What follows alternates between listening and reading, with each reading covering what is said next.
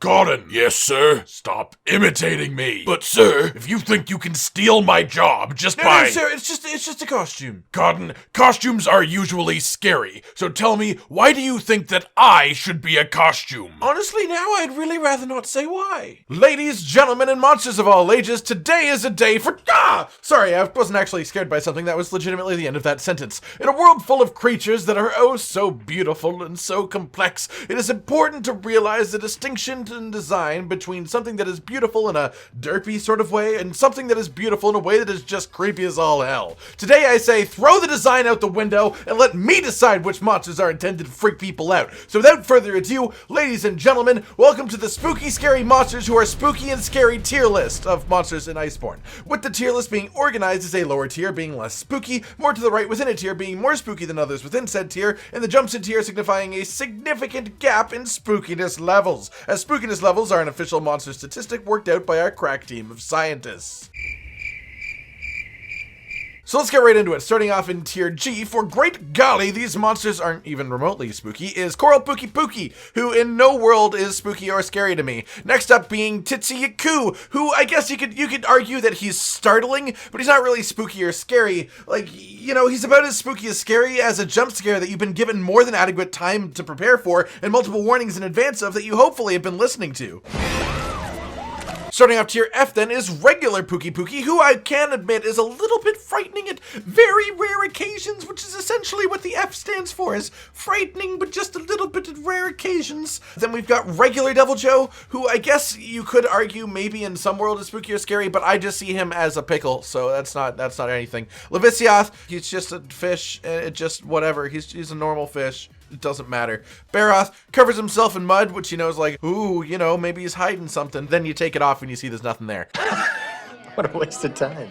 Behemoth, he's a behemoth, but he's very straightforward. And if you're straightforward, it's very hard to be spooky or scary, you know? Speaking of straightforward, we got Brachydios coming up next up here, because Brachydios is a real good guy, and he doesn't scare anyone except for when he puts slime on them, which is, you know, very slightly frightening, very rare occasions, but you can get the slime off, so it's only remotely slightly frightening. Next, we've got Runar Gigante, who is mostly spooky or scary due to his just like Ex Machina-esque just showing up out of nowhere, just like, it's Runar Gigante. I didn't expect that. But in terms of visual differences, I think that regular Nergigante is actually more scary because he's just got the bony look instead of the metally look. And the metally look looks more controlled to me, whereas the bony look just looks like, ooh, it could come from anywhere. It could come at any length, from any time, at any moment, and it's scary. It's science. And Seething Basil Geese coming in here in tier E is the example for why E actually stands for, that's actually sort of terrifying occasionally, which is when they drop bombs just out of nowhere for Seeth and Basil. It's very clear. Zora Magdaros is sort of spooky. Like, you look at him, he's a big mountain with covered smoke, and if you don't understand things, it makes them spooky, and I don't really understand him, so there you go. It makes sense. Rathalos, a little bit, he could be evil, you know, in some sort of cartoon universe. Ratheon looks slightly more scary to me than Rathalos. I don't know why, I just feel that way. However, Pink Ratheon, who is more scary than regular Ratheon, is less spooky than is our Rathalos, in my opinion. So I don't really understand how it works. Maybe it's the colors. Maybe that's just the way I consider colors. There you go. That's my tier list of colors that are terrifying in some order or shape. I didn't ask for these powers. I was given them. Glavenus, however, is up next, and he is spooky and scary because he gets real heated, and when he gets real heated, that's scary. Like, you see a big fucking hot metal slab looking at you like he's gonna cut you with it. You don't want to see that. No one wants to see that. And coming in first in tier D is Kashala Deora, and that's tier D for, okay, alright, I see what's going on now. And he does that because the tornadoes, sometimes he hides in the tornadoes when he's in the tornadoes, you know, it's sort of spooky, you know, he's got some sort of aura about him, he's doing some things that you don't understand. Teostra coming in next. He's real hot, you know, hot things. He's based off of a devil. Lunastra is just blue Teostra, but her fire is blue, which is spooky. Blue fire is spooky because it means real hot, and real hot spooky. Basil Geese, he's all the way up here, which is almost exactly a tier higher than Seething Basil Geese, and that's because he appears as an invader in the high rank quest, which is spooky. Invaders are sort of spooky because they just show up. You don't expect them. Like Tigrex. Tigrex just sort of shows up. He'll advance into your quest and you won't expect him, and then he'll eat you from the side, and nobody likes that happening to them. Uragon, however, over here beside Tigrex, he rolls, sometimes he gets behind your camera, and then he comes back in. That's spooky, that's scary, you don't see it coming. No one sees it coming, really. Coincidence? I think not! Great Juros coming in next. He's got a slight advantage being a Rotten Veil creature. I think most of the Rotten Veil creatures have a big advantage in the spooky category just because that's the sort of nature of their area. But Great Juros is also sort of like snaky, and he also paralyzes you, and paralyzing is sort of spooky because it's like, oh, I can't move. I can't see because my eyes are locked in a position when my face is on the ground. Anything could be happening. That's scary. Gold Ratheon's sort of spooky. I mean, look at her. She's like the regular Ratheon types, but she's gold, and for some reason the Hellfire mode makes things a little bit spookier. Silver Rathlos I consider a little bit spookier, though, just because I think that the colors work a little bit differently for silver, obviously for different reasons, you know. Gerardus coming in tier C, very spooky because he now can just disappear. Sometimes he just goes underground. He swims into the swamp, which is weird because, you know, it's straight up dirt, so he digs, but he's also swimming, and he just comes out in a different location entirely, and you never know what happened. He's just there. And that's real spooky. I don't like having things essentially just teleport over long periods of time. They're moving and I can't see them. Everything that guy just says is bullshit. And then next up is Legiana in tier C, which is tier C for, gosh, and I do believe these monsters are starting to get a little bit scary, don't you think? And Legiana's sort of like ghosty, I guess. Like, I get ghost vibes from her. It's just that's how it is. Yangaruga, he's purple, and purple's a spooky color. Diablos digs a lot, you know, that's spooky. Black Diablos digs more, so spookier. It's a very simple progression there. Palumu is spooky because have you seen his bad news face? You're being evicted.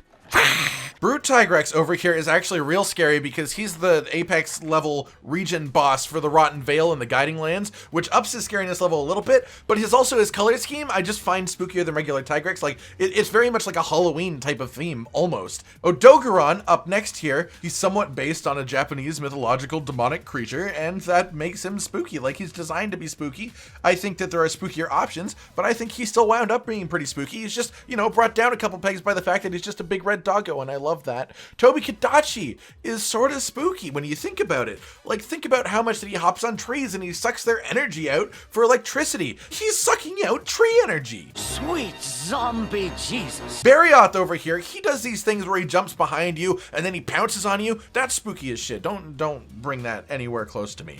Rodobon's first up in tier B. He's sort of like Uragon in that he's spooky because he'll roll behind you and then come back at you from behind your camera, but also he's bone themed and Rotten Vale, so, you know, it really ups the spookiness scariness level. And B is for, bah! That's mildly terrifying. Including Bonbaro, who's up next. He can do trees, which he can make just pop out of nowhere sometimes. Sometimes he'll find rocks that don't exist. He'll just stick his horns on the floor, not really dig anything out. There's not a crater in the floor, but now there's an extra rock. He just made something appear out of nowhere, and that's fucking terrifying to me. Speaking of making things appear out of nowhere, Rajang makes himself appear out of nowhere and breaks Kieran horns, and that's like a little bit scary. And I base that on absolutely nothing. Viper Tobi-Kadachi, slightly more terrifying than regular Tobi-Kadachi, because think about his nest. His nest is the fucking spookiest place in the entire Hoarfrost Reach. It's spooky as shit, and that's where he lives. So Viper Tobi-Kadachi gets a big spookiness bonus just because of where he lives. Kieran, spooky as shit. Mythological creature, can teleport. Teleportation spooky, and so is lightning. Simple as that. Acidic Lavinus gets these like weird orange spiky things on his tail. When you look at it, it makes me uncomfortable. It's just a shape that makes me uncomfortable, so I consider him sort of spooky. He's like Ghost Glavinus, I guess, in some sense. Cull of Taroth is essentially just a woman in a bed sheet pretending to be a ghost, so tier B. Right. Velkhana can make actual matter phase through other actual matter in terms of making her beams go through her own walls. So essentially, she has ghost powers. Anjanath has entire flaps and an entire nose thing that just like fucking pops out of his body, and that's terrifying because you have no idea it's there. It's not even remotely visible are the flaps on his back. They're not even remotely noticeable until they pop out, and I find that fucking terrifying. Nargacuga is one of the spookiest motherfuckers there is. I mean, let me tell you, this guy is known known for his hiding ability without legitimate camouflage. Like, he can't legitimately go invisible, but he's very good at hiding, to the point where there is a theory that maybe he was in the New World the entire time and we just didn't find him until Iceborne. Coming up first in tier A is Blackveil Valhazak, for I can actually believe that these might be low-tier demons in a mythological story. And he's here because, well, I mean, look at him. He's fucking spooky as shit. The only reason that he's not tier S is because it's quite obvious that the reason he's like this is mushrooms, and mushrooms aren't, you know, that scary in general. Like, mushrooms are sort of neat, they're sort of tasty, you know, so I just don't consider them that scary. Scarred Yangaruga, I could picture being a demonic creature. I mean, think about it. He's just a Yangaruga who managed to live with one ear through some sort of fight, and now he's got this ability to fucking spit literal fire. How demonic as shit is that? That's fucking spooky as crap. Beatotus, I don't know what it is about the shape of his head, but it makes me think of like undead Vikings, and he's got the whole blue eyes, and the, you know, the pale blue eyes make you think of the undead thing. So he's like the undead Viking fish, I guess is where I'm trying to go with this. Zenogre, the flippy shit, the lightning shit, just how buff he is, you know, it just, I love him, and he's sort of spooky, you know? Savage Devil Joe is a lot of regular Devil Joe's things that make him spooky, but he doesn't have as much of the, oh, he's just a pickle thing that brought regular Devil Joe all the way down to tier F. Because he's covered in this dragon element, which creates this mysterious, evil-looking smoke, I mean, it just, he's demonic. Shrieking Legiana coming in next, because I mentioned that Legiana earlier was sort of like Ghosty. Shrieking Legiana is sort of like the ghost of an Olympic figure skater. A perfect headbutt, man! This is a flame!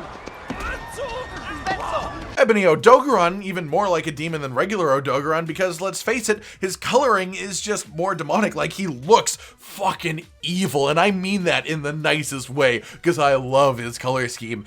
And, you know, dragon in general just makes things seem spookier, because dragon is a spooky element. Namiel is like some sort of deep sea masterminded creature, and the deep sea creatures just in real life are absolutely terrifying, and that does transfer to Namiel. Like, as much as I think that Namiel is beautiful, it's beautiful in a spooky and terrifying way, and I just love it, and I could talk about Namiel all day. So Xenojiva up next is an alien, and aliens are spooky as shit.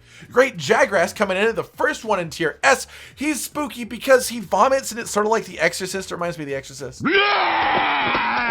And then Fulgur Anjanath, who's spooky and scary because he's sort of like regular Anjanath in the way that the flaps come out of nowhere, and that's spooky and scary, but they also light up with lightning, which is just, oh god, what's happening, you know? And then he'll just like sort of charge through the air with lightning speeds, and it's all just very, very frightening to me. And tier S stands for significantly spooky and scary, which, you know, makes sense because it's tier S and those are 3 S words, so don't question anything that I say. Palumu in the Nightshade version is significantly more spooky than regular Palumu because of his color scheme. He's literally designed to be like the poison frogs that try and frighten you away just by the way that they look, or the, well, I guess, you know, more accurately, the birds of paradise, because, you know, he's more like a bird than he is like a frog, so it makes a lot of sense. Kuliaku can hold things. Holding things is scary. He could be holding anything. Anything could be in his hands. That's a frightening concept. Dodogama is spooky in the cutest fucking way. Like, Dodogama is real spooky, like in the way that like a kid in a Halloween costume is spooky. Like, you look at him and he's dressed up and he's just ate some rocks and he looks so good, and you just let him and it's like, oh, you're so scary. Just take the entire box of candy. Ancient Leshen is significantly spookier than that though, because fucking teleportation. First of all, I talked about it with Kieran. He's got teleportation that actually happens in the fight, which is, I guess, more spooky than, you know, just lore teleportation. But then he also controls, like, crows, and he gives small monsters red eyes, and it's just, his whole thing is just real spooky, and I don't want any more of it, please. Have you tried turning it off and on again? Valhazak coming in next in tier S. He's just designed to be like the spookiest thing that could possibly exist. He's not only the king of the Rotten Vale, which I've already explained is a very spooky place in the first place, so the fact that he is in there just boosts his ratings. However, he is the master of it. He's like the whole epitome of that region, and he spits out death gas while covered in the skin of a dead monster.